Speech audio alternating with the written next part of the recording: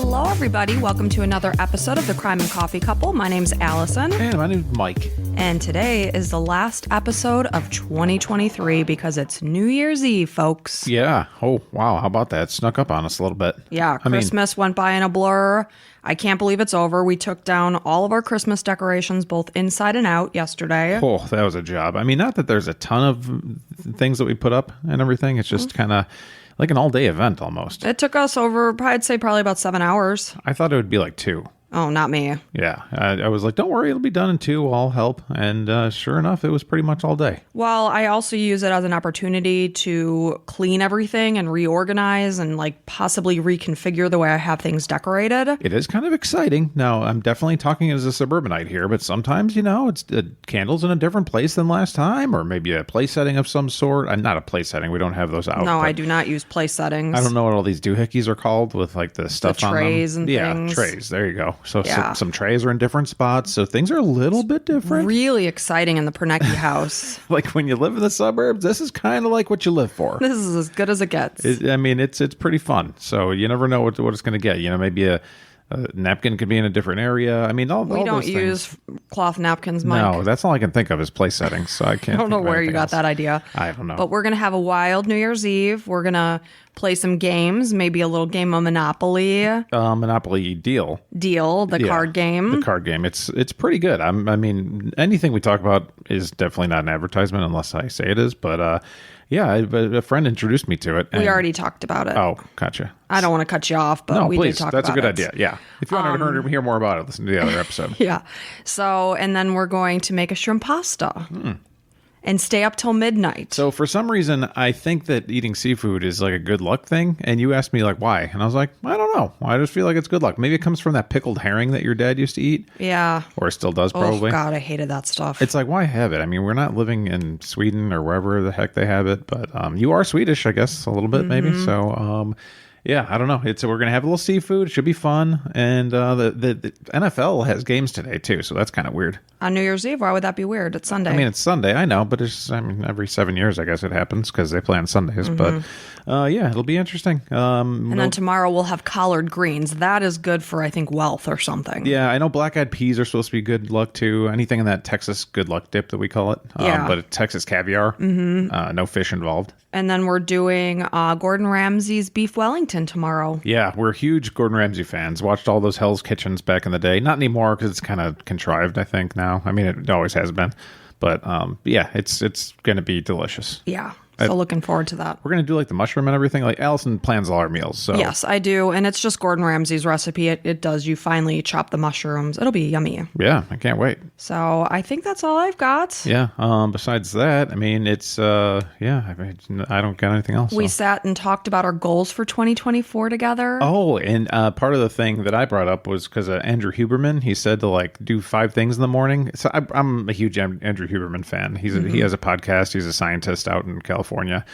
Just like he does a lot of health stuff and brings it to the forefront, tries to talk about it in a way that's a little bit more approachable, even though sometimes his podcasts are like 2.5 hours of scientific talk, which puts you to sleep basically. Well, no, I find it interesting. It's when you send me a suggested episode and it's 3.5 hours. Yeah. I mean, that's a long time to sit and listen to one guy talk about one topic. It is. I listen to him when I'm driving. Like I was driving for some work stuff, and it's like something to keep my mind occupied, But what I got from him was like these 5 things he does each morning, which one of them is like gratitudes. So it's kind of just being, generally excited and thankful for whatever you have. Well, because it's very easy to focus on the things you want to change. I have a bad habit of that. Yeah. I notice like, oh, our house needs to be painted. This needs to happen. You do. I really like focus on that so much. It makes me hate sitting on the patio with you because it's something you're just looking around constantly like, okay, maybe we can wash this and maybe we can get rid of this plant and then replant this. And keep in mind, if I didn't live in this house, it would be condemned because Mike wouldn't do any fixer-uppers. I would hire people to clean the house, and I would have a card table and a lazy boy and a nice television. A card table. Yeah. And then after that, you do plans for the day. So number 1 is 5 gratitudes. Number 2 is plans for the day, just kind of laying out your plans. And then number 3, any fears or resentments that you have. So that's kind of cool because it's like if something's on your shoulders, it's just good to kind of get it out of your head a little bit so you can kind of prepare for it. Number 4, things to watch out for. So for me, one day I said, like, I know we're getting takeout tonight. So that's something to watch out. Try not to eat too much like I always do. And it stuck in my head later in the day. I was like, okay, I told myself not to. I planned for this. So this isn't a surprise. And I ate less. It was kind of nice. And I recently shared on Instagram that I go to sleep hungry and I cry myself to sleep. Yeah, I'm like, shush, Mike, I'm trying to sleep over here. Quit crying. Well, one of my goals, you came up with goals and stuff for us too. And it was not for me. One of mine is not eating after 6:30 p.m. Yeah, so, you have a habit to snack in the evening. I do, and it's not good. So I'm definitely not wanting for or needing for more food. If you just take a look at me, so I'm going to be just fine. I think you're handsome. Thank you. And then number 5, lastly, is things to strive for. So it's just like a daily thing, and whether it's something in the day or in the week or in the month, something that you have just kind of a goal for. And it was really a nice way. And I've only done it once so far. We talked about it 2 days ago. But well, we did it on Friday, I believe it was, and then because we had work, and then it was the weekend, so we came out of the habit of it. Yeah. But it is something I think he stresses it only takes 5 minutes. Mm-hmm. It kind of just lets you sit down and have perspective for the day. Yeah, I'm gonna do it every day. So I am too. Should be fun. Mm-hmm. But that's all. So on that note, I think we're ready to get started here.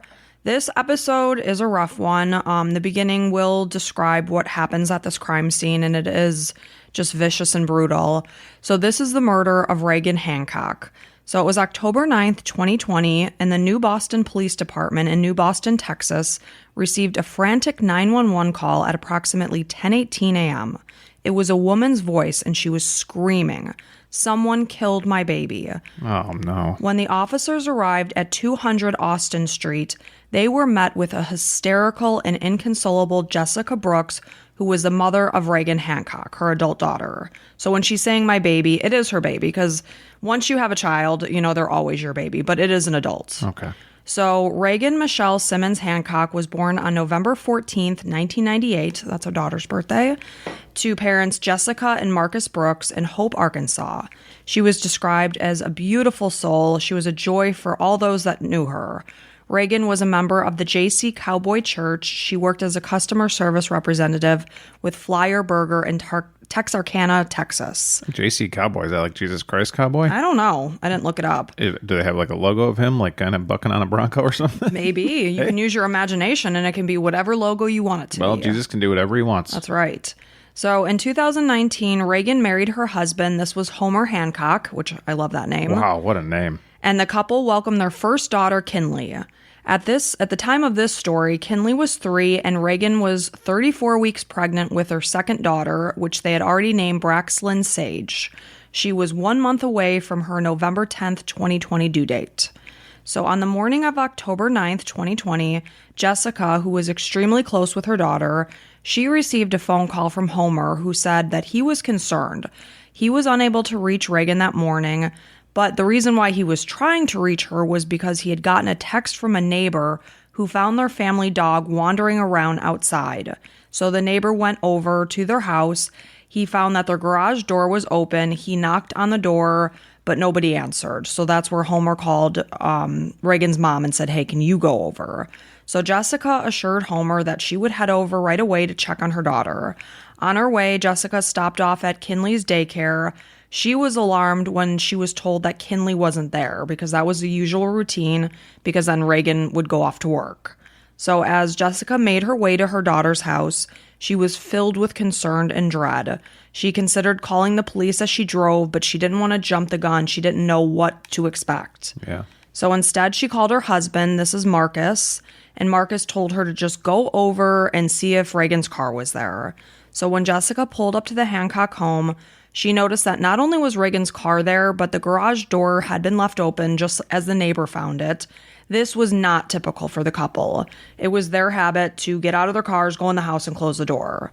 So as Jessica pulled up and got out of the car, right away she's met with something that's not right. She was shocked to see streaks of blood on the driveway. She tried to convince herself that maybe the dog had cut their paw.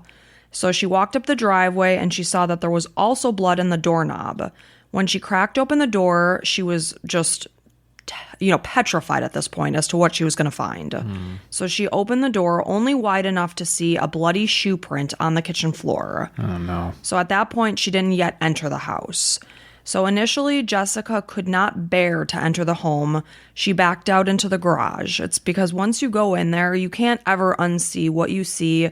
You can't ever, your life could potentially change forever once you enter that home. Yeah, especially all the clues you've seen already. It's like, this is not going to be good. All signs are pointing to not good.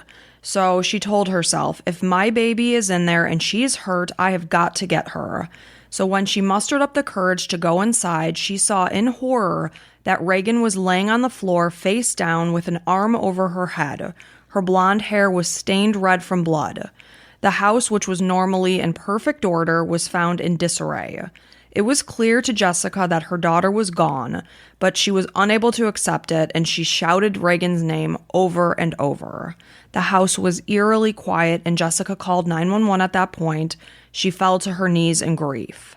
So now she's waiting for the officers to respond, and her husband, who is also Reagan's dad, this is Marcus, he arrived with his best friend, Chris Hughes. Jessica begged Marcus not to go inside the house. He did not want him to have to face what she saw. She didn't want him to see his beloved daughter in that state. But regardless, he did rush into the home, and he walked back outside. His hand was covering his mouth, and all he could repeat was, why, why? So Marcus collapsed in the driveway. He began to have chest pains. As they stayed on the driveway, it suddenly occurred to them to wonder where Kinley was. Because at this point in time, they're all just in shock processing what they've just seen. Now they're having a moment to get their thoughts together and realize that their 3-year-old granddaughter wasn't dropped off at daycare. Of course. I mean, your whole life has just changed for the worse. And now it's like, oh my God, we still have our grandchild. Where is she? So at this point, they're in shock. They could not bring themselves to go back into the house. They were just terrified. They've already seen their daughter in that way. They were terrified of what else they were to find.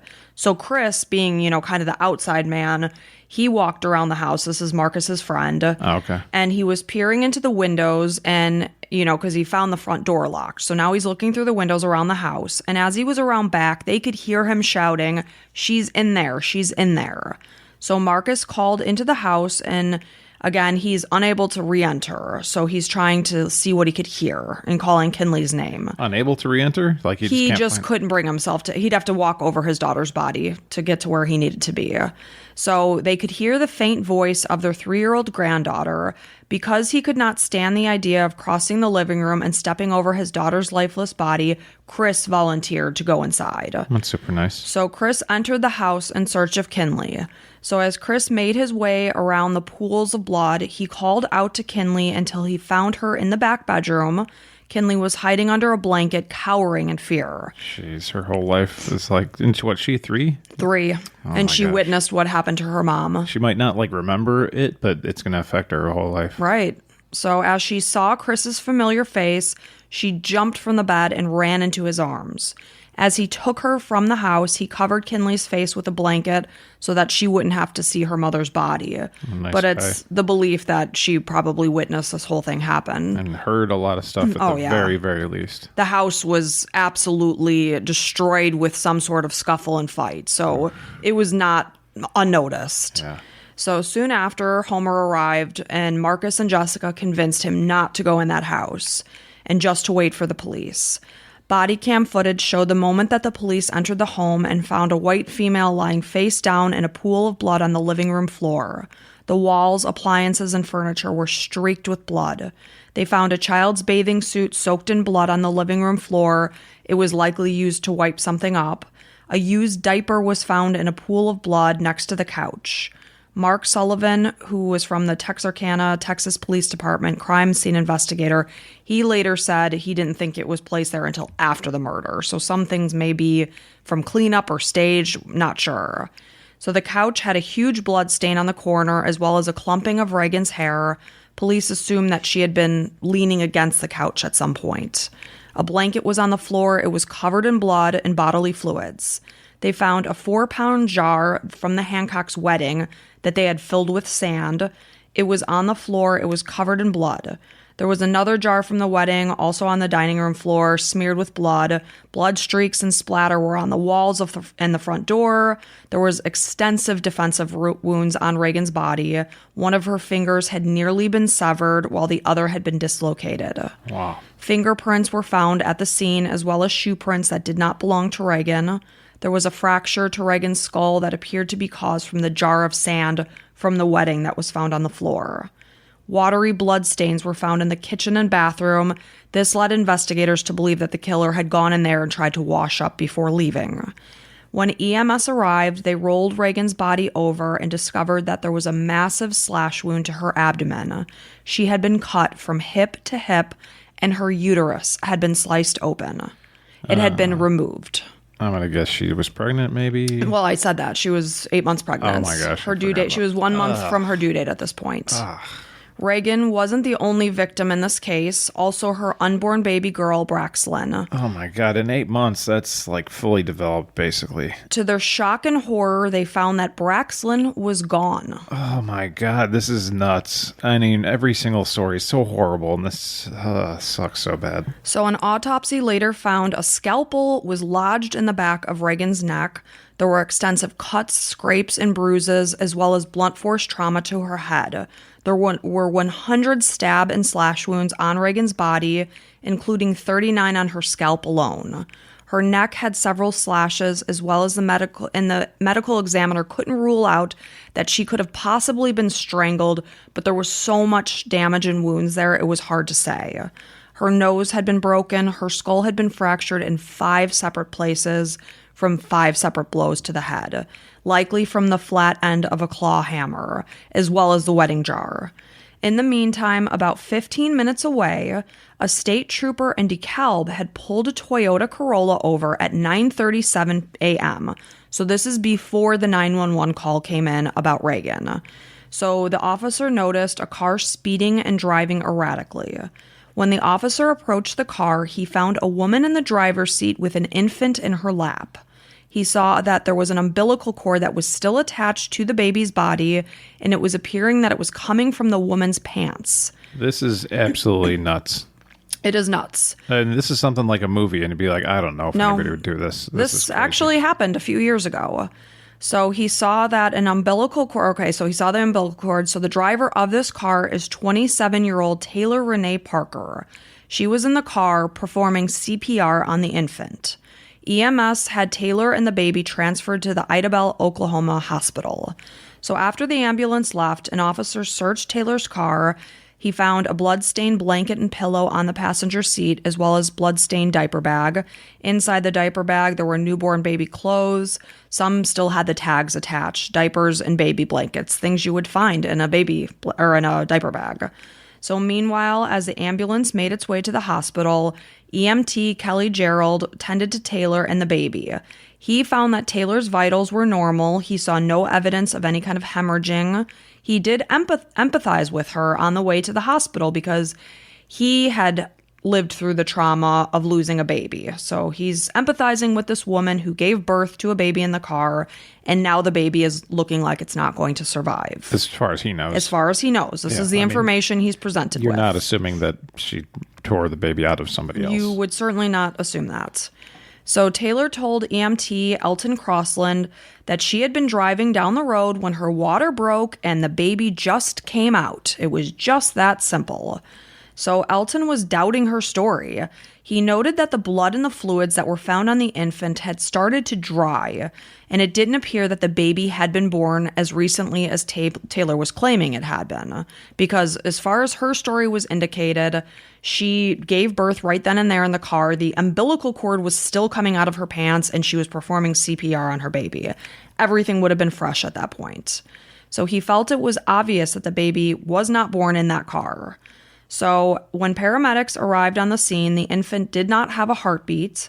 While en route to the hospital, she had been given epinephrine and she was intubated while CPR continued, and they did restore a heartbeat. It was not strong. When Idabel Police Department Detective Johnny Voss arrived at the hospital, he spoke with the nurse that was caring for the infant, who at the time was clinging to life. The doctors determined that despite the severity of the baby's condition, the baby would not survive transferring to another hospital that would have been more appropriate because it would have offered a higher level of care. She wouldn't have survived that. Yeah. So tragically, the baby was pronounced dead later that day. The nurse was holding vigil at the baby's side so that she did not die alone. Mm-hmm. Hospital staff informed the police that Taylor had not given birth. When Oklahoma State Bureau of Investigation Special Agent Chad Dansby arrived to interview Taylor, the jig was up. She admitted that she had gotten into a physical altercation with Reagan and abducted the baby. Holy cow. Obviously, all these stories are some guy coming in and doing this. And right. So a woman did this to a 27-year-old woman did this to a 21-year-old woman. Oh, my gosh. The brutality of it all. I mean, the hemorrhaging and possible choking and all this. Oh, it was brutal. Oh, multiple stab wounds. Oh, 100 stab wounds, 5 fractures to the skull. I mean, this was absolutely brutal. Yeah, I can't wait to hear how they knew each other, where this came from. I mean, there's never a good explanation. Obviously, this person's out of her mind. Oh, and I'll give you the full backstory about what went on that led up to this day. Not that I can't wait. I'm just very No, I curious. know what you mean. Yeah. So police later found that Reagan knew Taylor because she had hired her to take their engagement photos. The two had little contact until Reagan announced her pregnancy and contemplated contacting Taylor to do another pregnancy photo shoot for her current pregnancy.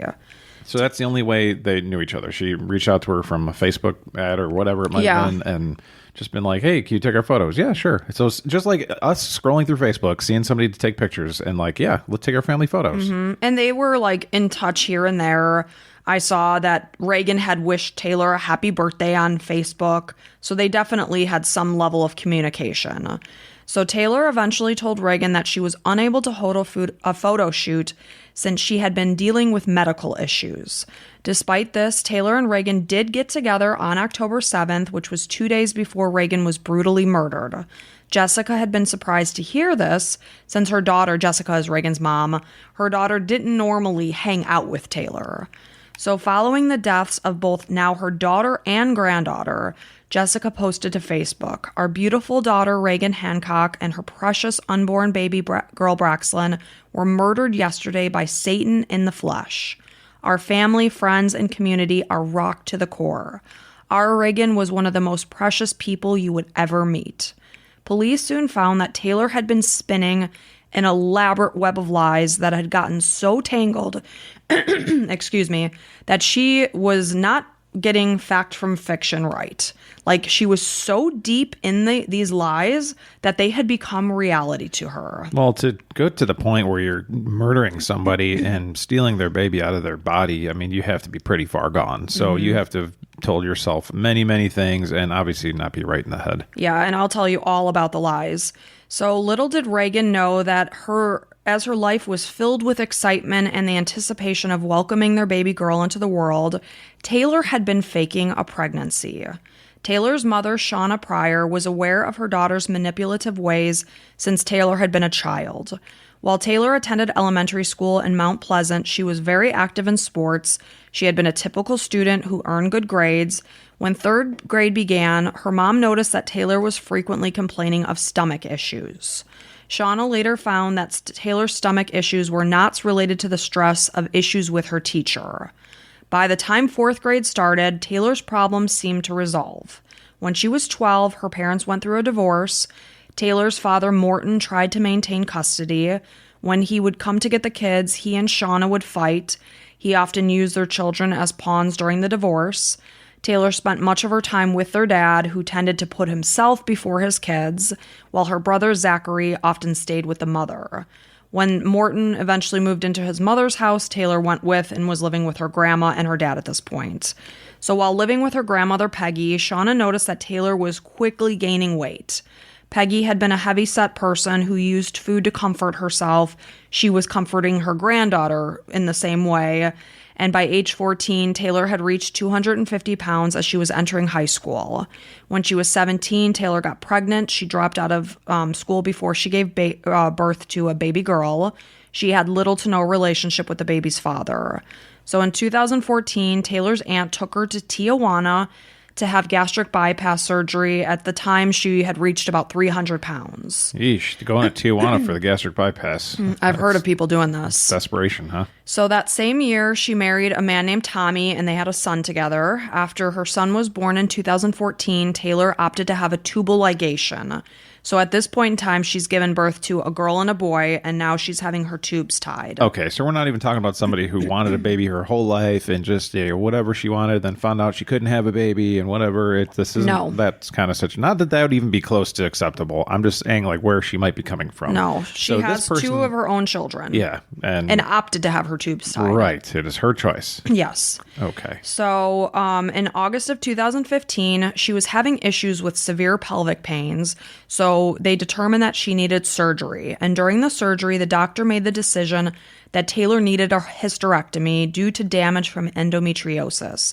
So at the time this was found, Taylor was under anesthesia. So the doctor had to come out and talk to Shauna and Tommy, her husband, so that they had to consent to this. Oh, get it out, I mean, if it's causing you pain. Well, and it was severely damaged, too. Yeah, I mean, I know it's really bad for a hormone. It sucks that you're having to make a major life decision for somebody that's under. Mm-hmm. Yeah. So Tommy was hesitant. He was fearing that Taylor would be upset, but Shauna stood firm that they should do what the doctor recommended. So they went ahead and did the hysterectomy. At the time that Shauna, Taylor's mom, is saying this, she had no idea that Taylor had undergone a tubal ligation. So already she wouldn't have been able to have kids again. She already did have more kids, I should say. She felt that Taylor did express some anger about the hysterectomy when she came out of surgery, likely because she wanted more children. This is Shauna's thoughts, not knowing that she had the tubal ligation. Right. So in a random text message that Taylor sent her mom, she asked for her mom's uterus. And Shauna responded, WTF, why? Do you think it's detachable? And Taylor responded, yes, it's detachable. Cut here, snip there. Same thing y'all did to mine. It's like, are you joking? Whoa. Or do you honestly think it works that way? I mean, that's when you got to start worrying about your daughter a little bit. I mean, jokingly or whatever, that's different. But if it's like, seriously, can you give me a uterus? It's like, no, I can't. Yeah, it doesn't work that way. So around Thanksgiving of 2015, Taylor told Shauna that she woke up at 4 a.m. with a headache and she saw stars. During church that day, Taylor's grandma felt that Taylor's face didn't look right. One eye seemed to be drooping. So as the day went on, Taylor did go to the ER. Doctors found no signs of a stroke. They diagnosed her with complicated migraines. Shauna later said that Taylor had vision issues and issues walking and talking at times after that. Taylor underwent treatment with various neurologists, and multiple sclerosis was talked about, but as a potential diagnosis. It had not been diagnosed at this point. So now a year later, we're moving on to May 2016. Taylor met this woman named Caitlin Glass.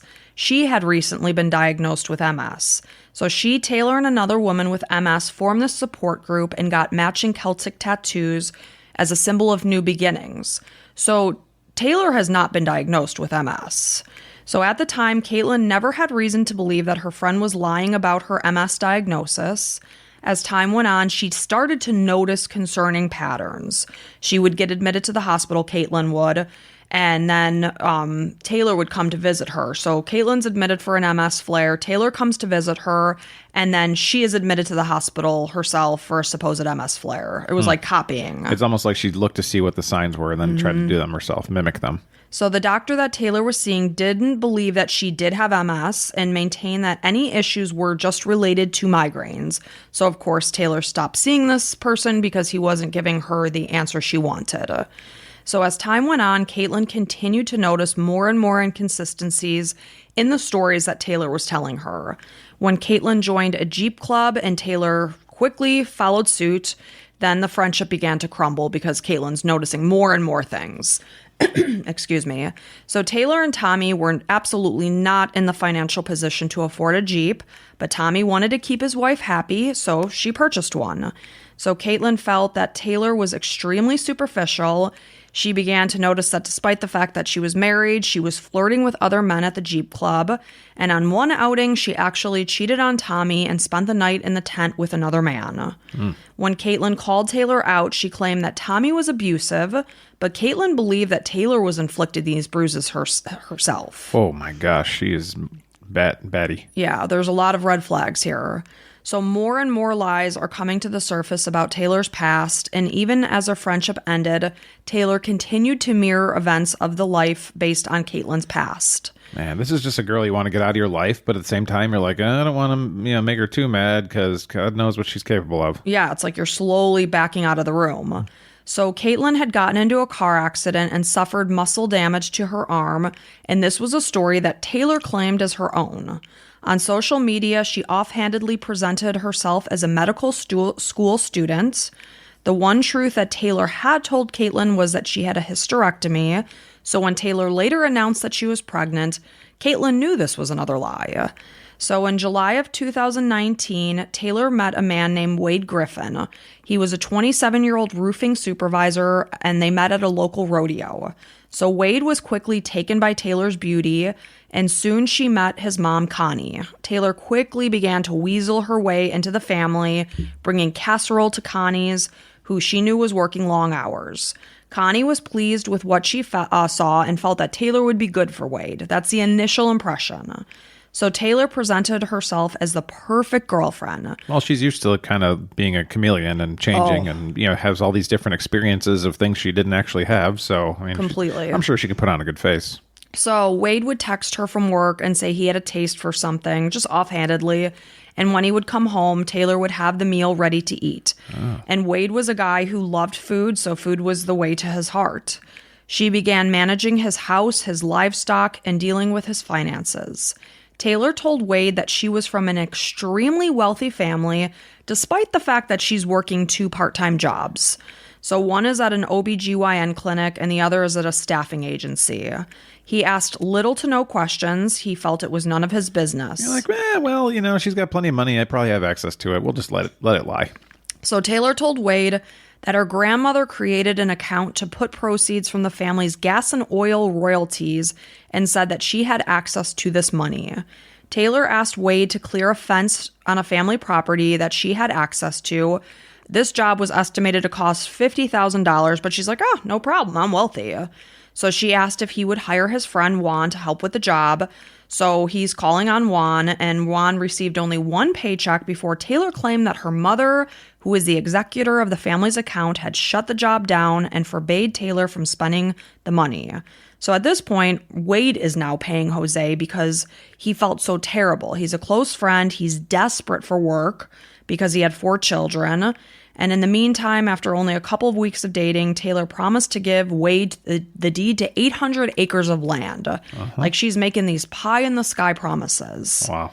So around the same time, Wade came home and found baby gear on the counter. Taylor explained that they were having twins.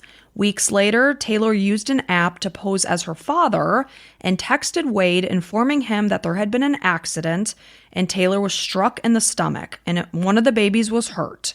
Soon, both babies that never existed were now gone. So she faked a miscarriage. Phew, man. That's a lot. I mean, this chick, she spends more time all day pretty much concocting these schemes and like the stories behind them than actually being a useful member of society. Right? So while Wade remained charmed by Taylor, those around him began to notice concerning things. When they went out to dinner with his boss and his boss's wife, Angela noticed that Taylor's over-the-top friendliness just did not seem genuine. Connie, Wade's mom, began to see through the charm as well. One issue that she found concerning was that Taylor didn't have custody of her son. I'm not sure about the daughter, but she wondered why. What was going on there? You got to think that she doesn't have access to either one. I'm just going to assume I would assume that. So soon, Taylor began to refer to her family's fortune again and told Wade that she would soon be inheriting millions of dollars from her grandfather who owned some oil wells. During a holiday gathering, Taylor made a big announcement to the family that they were planning on purchasing a $4.7 million property on the Red River. Taylor offered $3.5 million and put down $200,000. Taylor told Wade that she had $6 million and she wanted to purchase the land to make money off of it.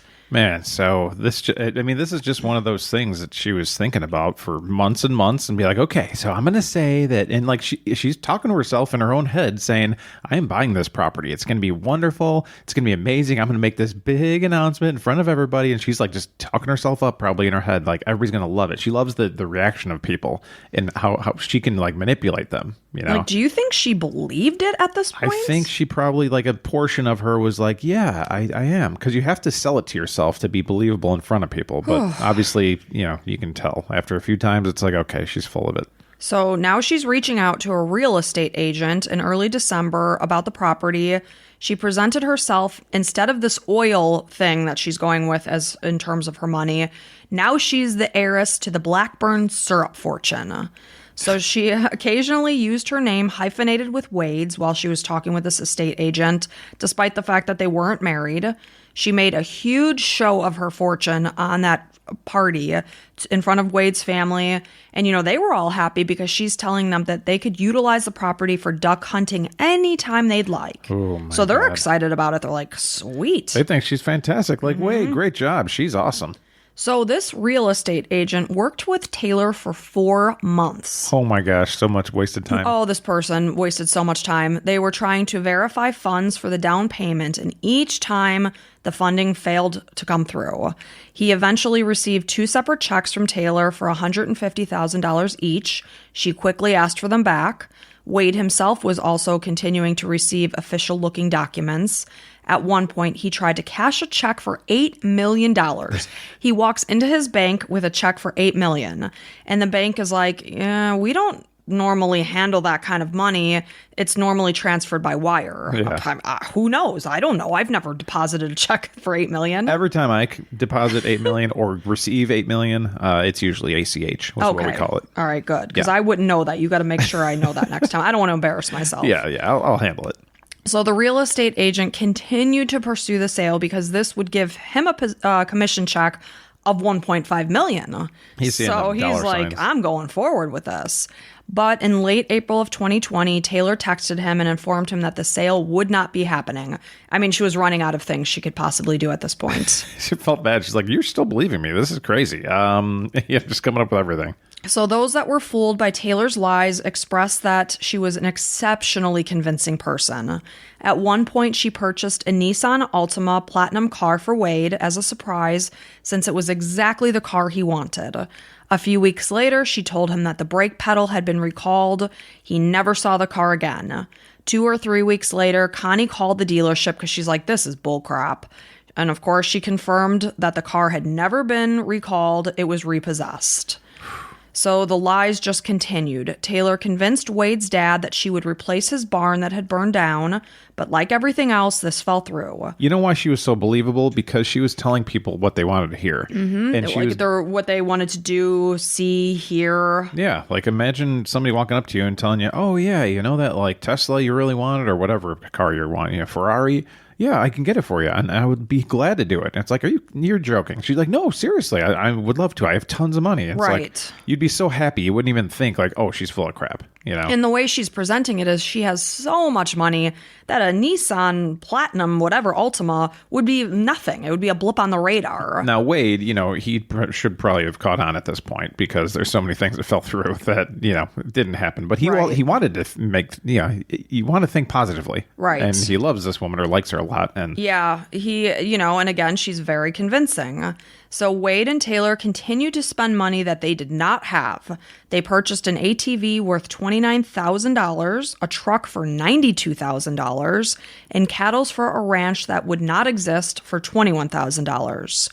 By January of 2020, Wade was up to his eyeballs in debt, and the relationship was absolutely beginning to crumble. 1 month later, she knew she was losing Wade. She had to do something to pull him back in. So once again, she's pregnant. This is where it all begins, and what leads us to the start of the story is this pregnancy.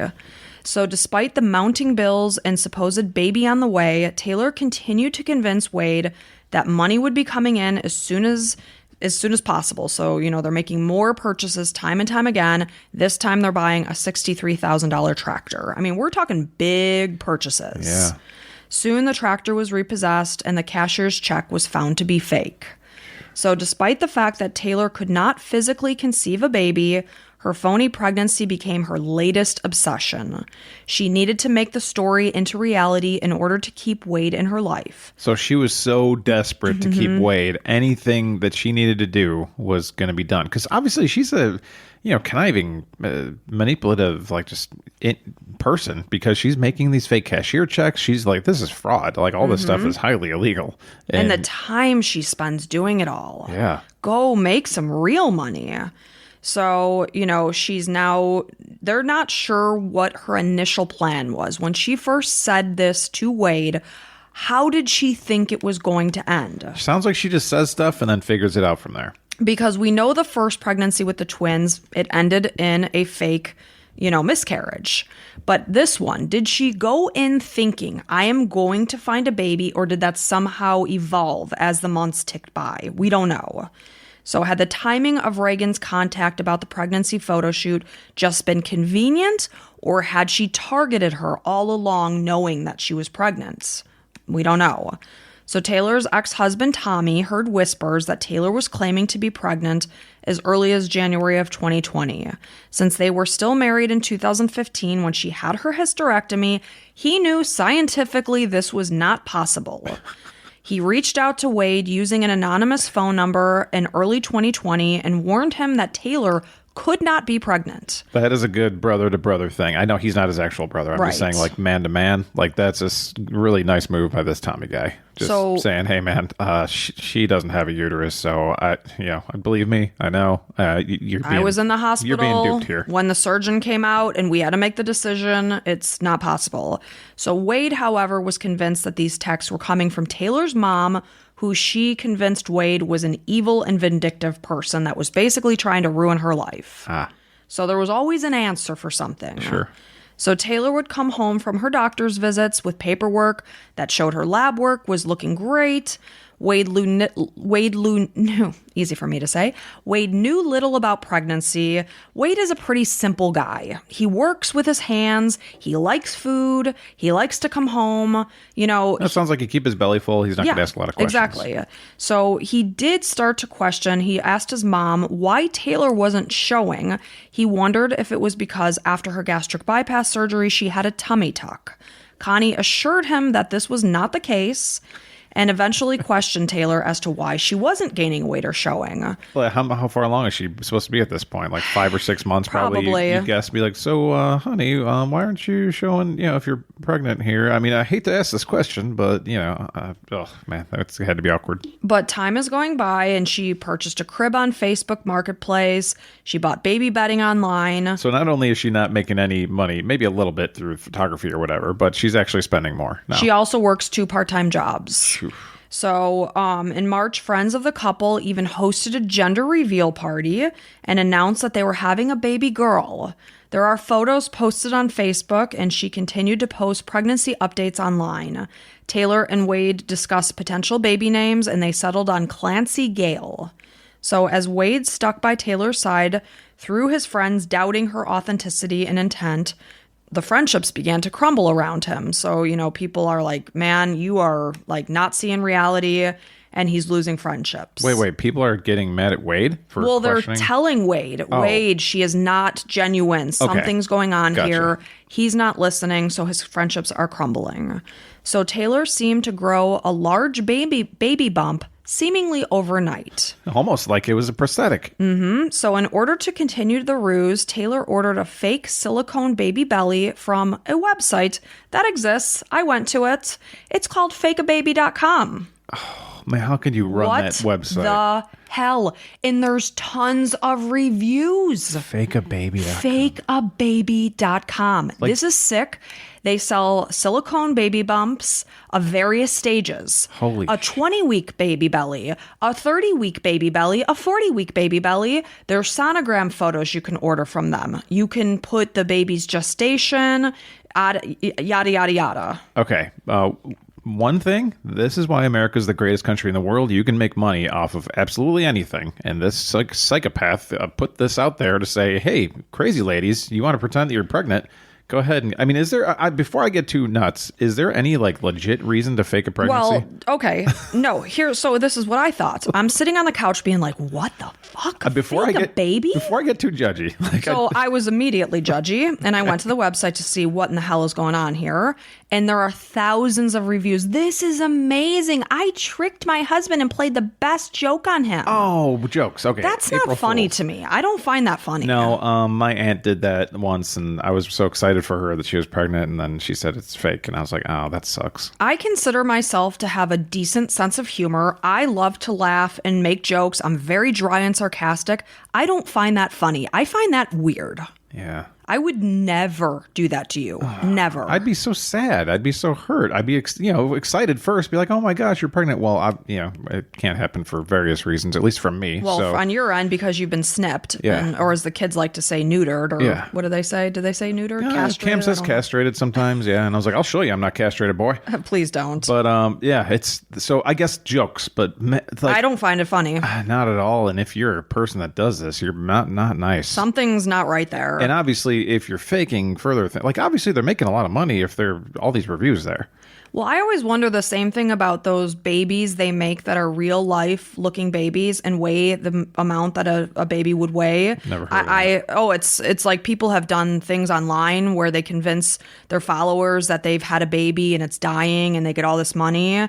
And it comes from these sites that I see them in magazines sometimes. It has the feel and look of a real baby, the weight of a baby. I'm like, oh, that's scary. Like, my another thought is that, okay, maybe it's just from overseas or whatever, and they're just trying to make money. It's like, but there's still a human being behind the idea of this. And people are buying it. Yeah. Like, how do you go to sleep at night? Who's buying a fucking silicone belly and strapping it to their body?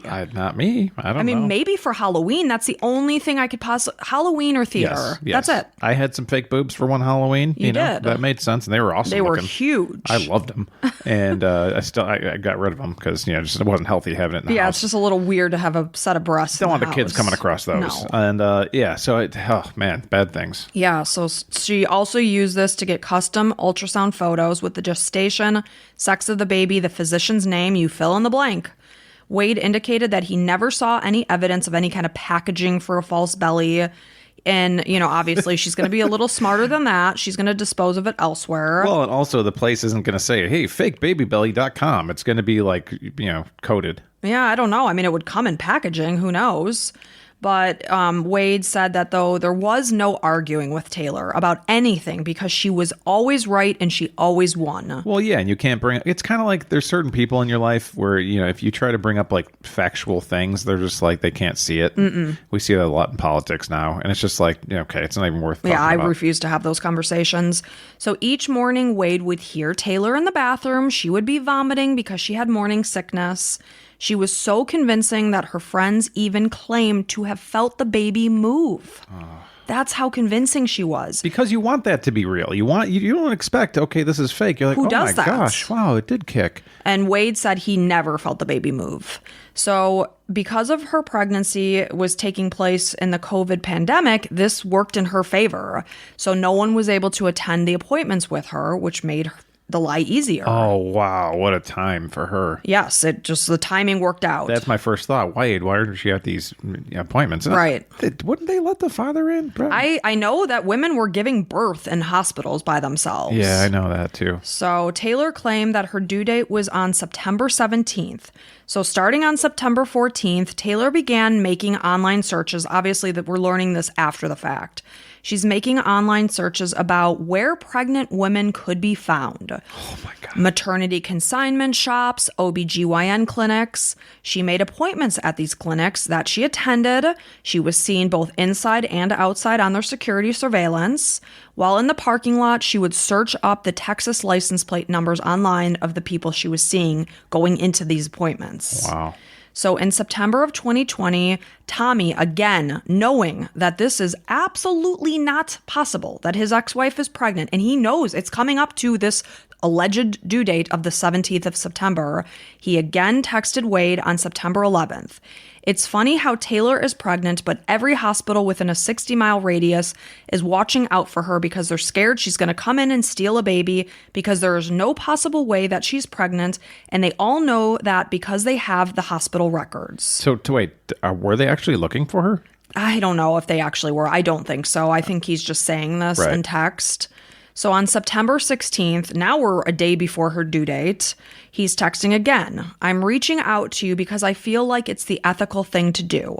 In 2015, Taylor had a hysterectomy. She is not pregnant. She cannot get pregnant. She is a con artist and she is lying to keep you around. So Tommy knew it was possible to, like, anything is possible. Anything is possible at this point. They don't know what the end game is going to be. And he's worried, but he's like, okay, I don't want to, like, call the cops and be like, she's going to steal a baby, because maybe she won't have that much, craziness in her. Maybe she's just going to fess up and finally be found. You want that hope that, like, finally she's going to be found out. But he knows that this alleged due date is approaching, and he's like, this is crazy, because she's not ending it. She's not faking a miscarriage. So he's like, where will this end?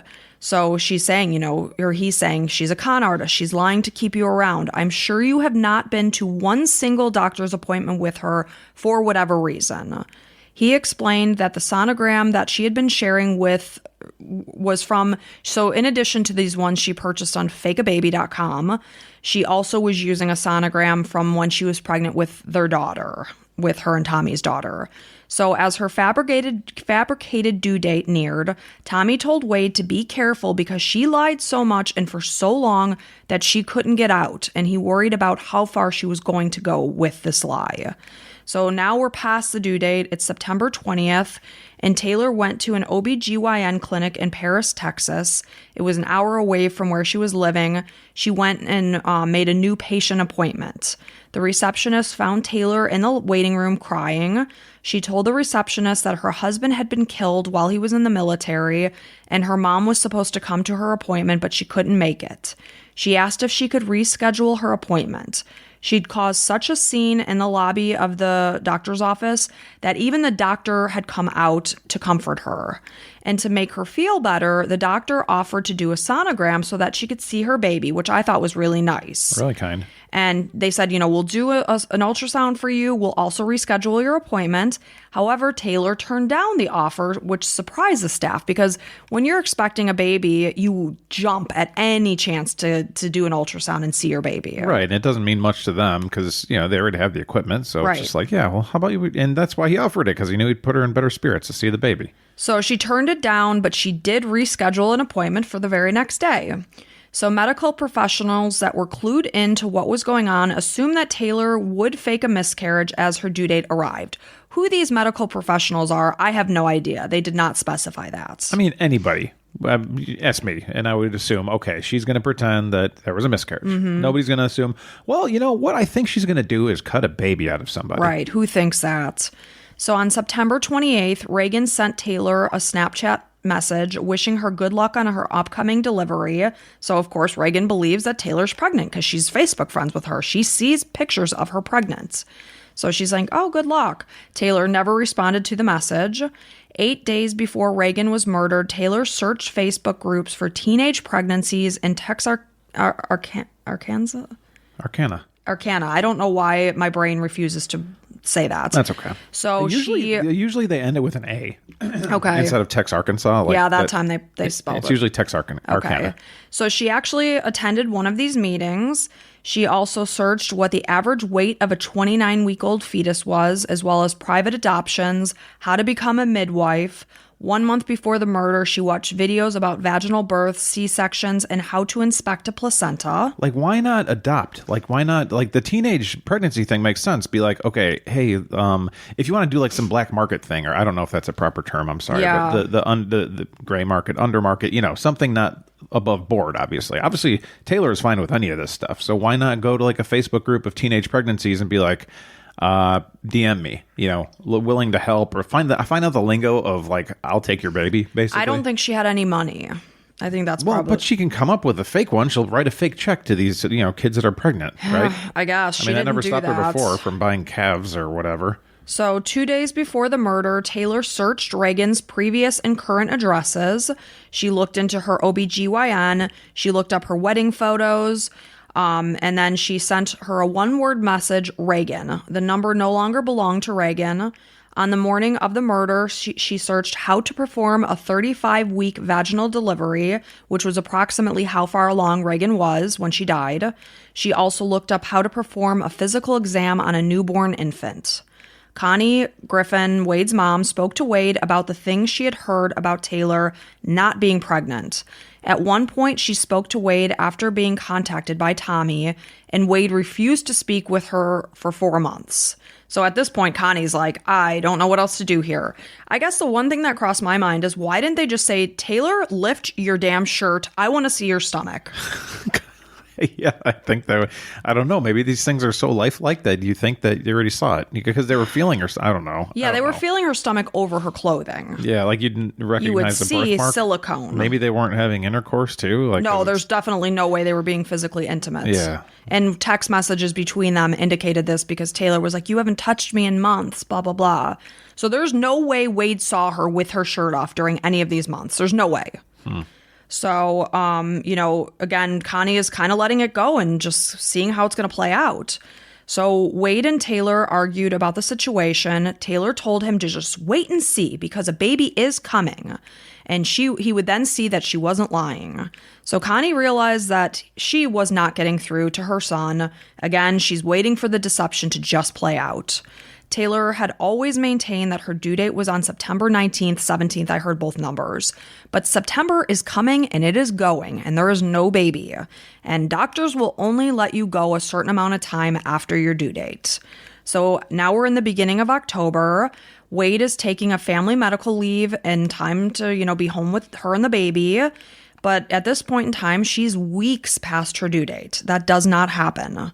So 4 days before the murder, Connie tried one last time to convince Wade to just get rid of Taylor, move on with his life. It was the supposed day of Taylor's induction. They're getting ready. She's going to go into the hospital. But a suspicious fire started at Wade's house that knocked the power and the plumbing out. Oh boy, I wonder how that happened. So Taylor and Wade went over to Connie's to shower, and when they arrived, Taylor told Connie that a bomb threat had been called into the hospital, so her induction was canceled. She called in that bomb threat. Oh my gosh. Connie's like, uh-huh. Mm-hmm. Oh my God. So on the day of Reagan's murder, before I go on, it reminded me of Seinfeld when George says he has a house in the Hamptons and Susan's parents know that he's lying. Mm-hmm. So they're like, okay, take us to see it. And he does. He drives them all over until there's nowhere else to go. And finally he has to admit it. Yeah. I mean, that's what I thought of when I was doing this. Yeah, where does this end? Except this isn't funny at all. This is not funny at all. This is sick. This is beyond what you could believe actually happened in real life. It's sad. So now, again, it's the day of Reagan's murder, and Connie went to Wade's house and saw that there was a baby bouncer in the living room. There's a crib in the bedroom. It was filled with baby supplies. A large pink bow was on it. Only hours later, Connie learned of Reagan's brutal murder. Oh, my gosh. Connie was shocked. She always just assumed that Taylor would just simply fake a miscarriage. She never, ever considered that she would have gone to this extent.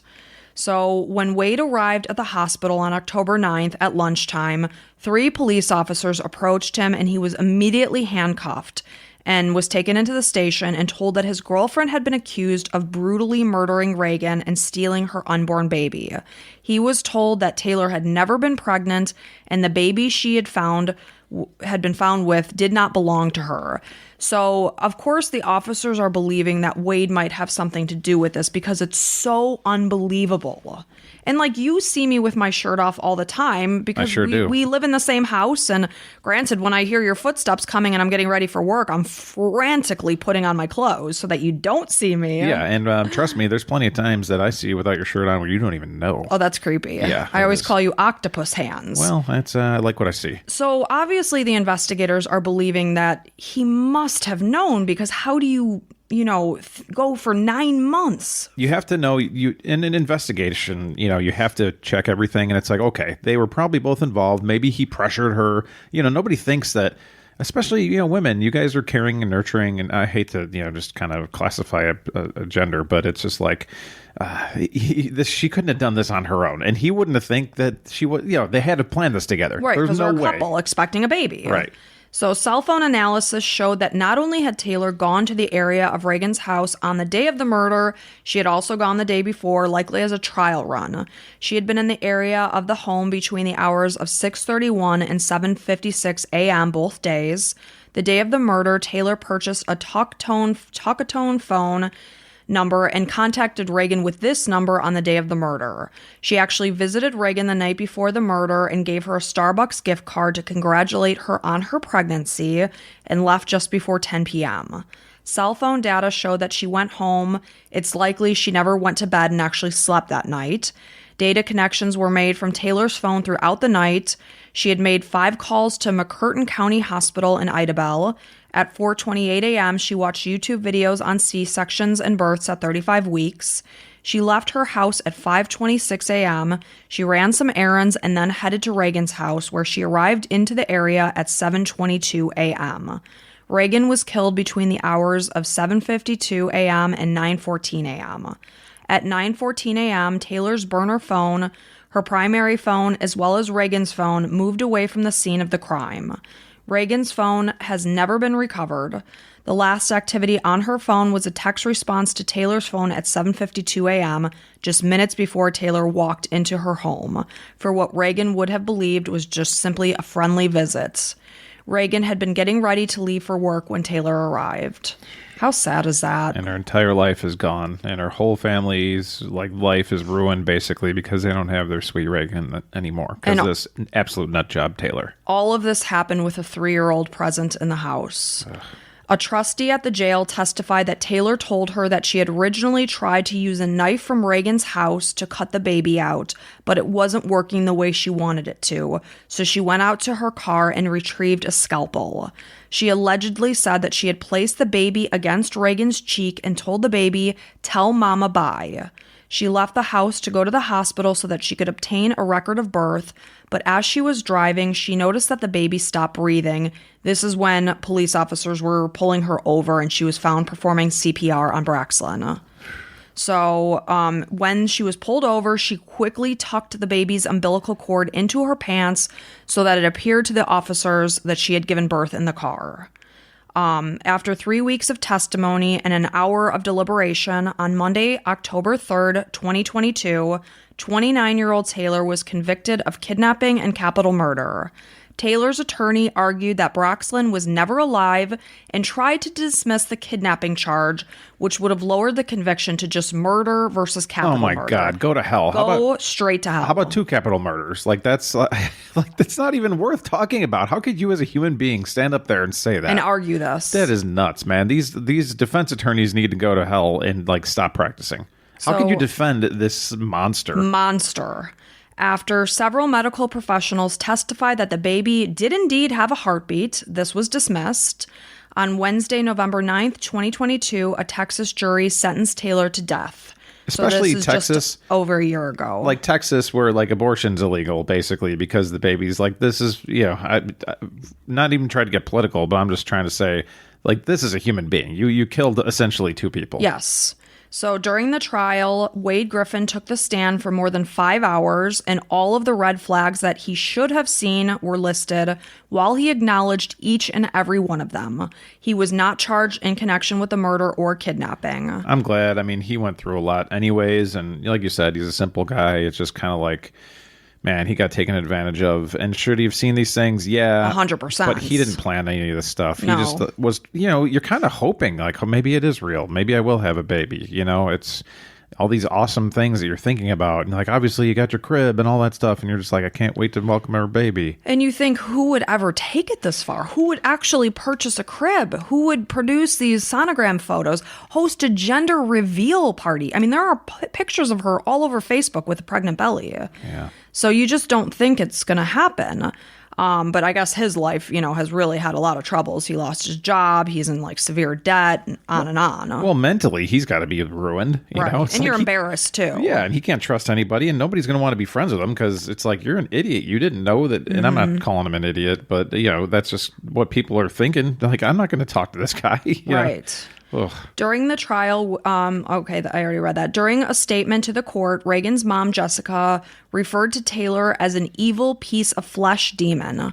My baby was still alive, fighting for her babies, when you tore her open and ripped her baby from her stomach. Reagan left this world as she tried to fight this to save the lives of both of her daughters, Braxlynn and Kinley. And this is the horrific and unreal, tragic story of the murder of Reagan Hancock and her unborn baby girl, Braxlynn. I did not expect this whatsoever. And I'm shocked that we never heard about this case. I know. Because again, she was only convicted last November. Yeah, somewhat recently, right? Yeah.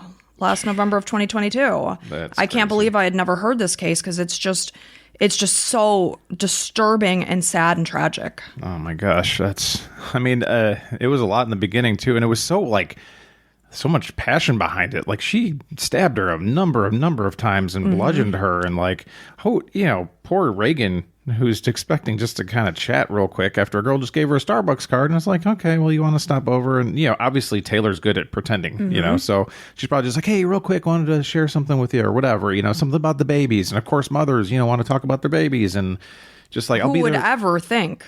Yeah. And then the scalpel that was found lodged in the back of her neck, like it was so overkill. Yeah, overkill. And it's not even that, that is the definition of it, basically. Just so much hate almost, yes. But there was none. I think maybe it was hate and jealousy that, Reagan had a normal life with a normal relationship, that people were being honest to each other. Right. Whereas her life was nothing but lies. Yeah. And I'm sure at some point she thought, okay, I'm going to stop lying and it's all going to be right, but just that spot never came. And, man, Taylor. So did you say what she was sentenced for or whatever? Yeah, I believe she was sentenced to death, I said. Yeah. Okay. Yeah, she was sentenced to death. Yeah, that's fine. So, man, she shouldn't, she's definitely capable of doing lots more. Oh my gosh. She is warped. Yeah. Ugh. I'm so sorry to all the families involved here. This is just something that any of these stories is something nobody should ever go through, but it's like, you're getting ready to, we just had a baby niece in our family, and it's so much joy and pleasure and just fantastic, Christmas photos, and she's just a chubby little darling, we can't wait to see her again. And it's just, man alive, to have that taken out of your daughter and you lose your daughter at the same, it's a nightmare. Barbaric. And I feel so much for that family. All right.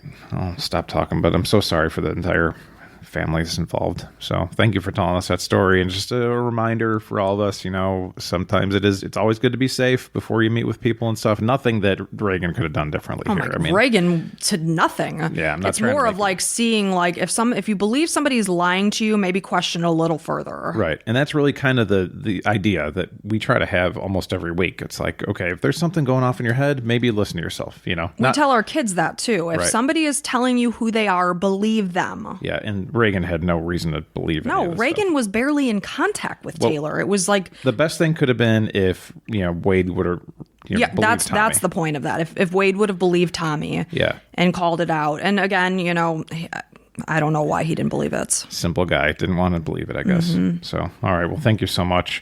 And thank you, listeners, for this. If you like what we do and appreciate what we do, we are not a major media conglomerate like a lot of them out there. We're just a mom and pop podcast. And I've noticed some of our patrons are being like, just donating to the mom and pop podcast. And it's super cute. So, would we say you are Peepaw? I am Peepaw. She is Meemaw. Yes. So if you'd like to help Meemaw and Peepaw make this into a full-time gig, if you ever, I think I posted a Patreon episode a couple hours late because I was working. Yeah, you had a meeting and that was bullcrap.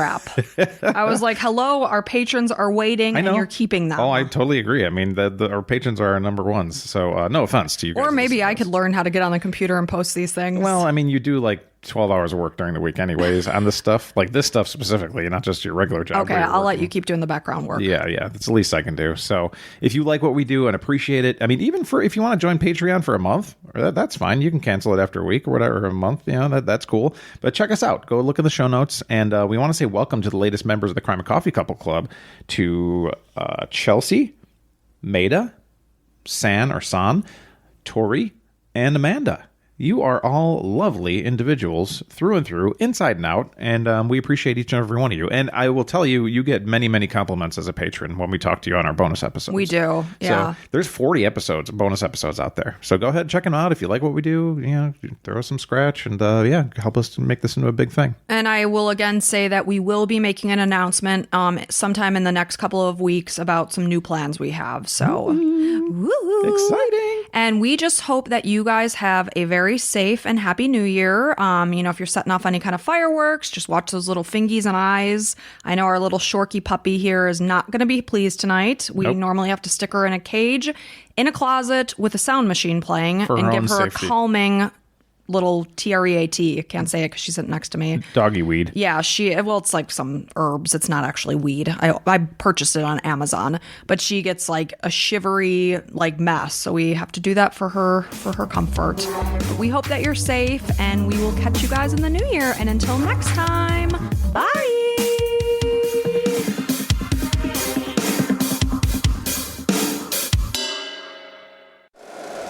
If you like the show, please take a moment to rate, review, and subscribe. It really does help the show to grow. Thank you for listening.